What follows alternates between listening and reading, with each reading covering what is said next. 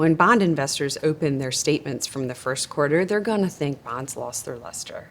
Candidly, fixed income had a very disappointing quarter, especially after the returns that most bond investors have been accustomed to. When you look at this chart, it shows you that the broad fixed income market in the US, the Bloomberg Barclays Aggregate Index, saw its third worst quarterly decline on record. The worst performing part of the fixed income market were those investors that bought long-term bonds. When interest rates rise, if you're invested in a long-term bond, that's where the significant interest rate risk is. That's where the price will fall the most. When you look at the difference in performance in this chart between a long-term bond and a short-term bond, it was the largest dispersion in performance that we've seen on record. And yes, it's hard to get excited about fixed income at this point. If you look at the charts here, there is over $14 trillion of negative yielding debt still, even with the rise we saw in interest rates in the first quarter.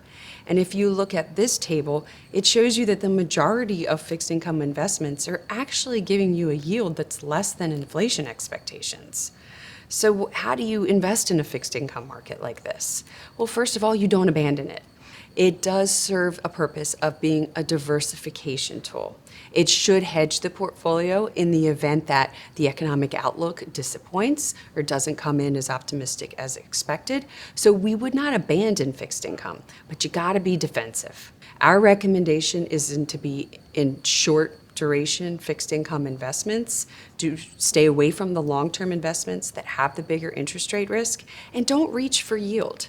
When you have credit investments that are giving you very little risk return potential, you don't need to reach for that. Stay defensive, short duration, and always remember that fixed income does have a purpose in a portfolio.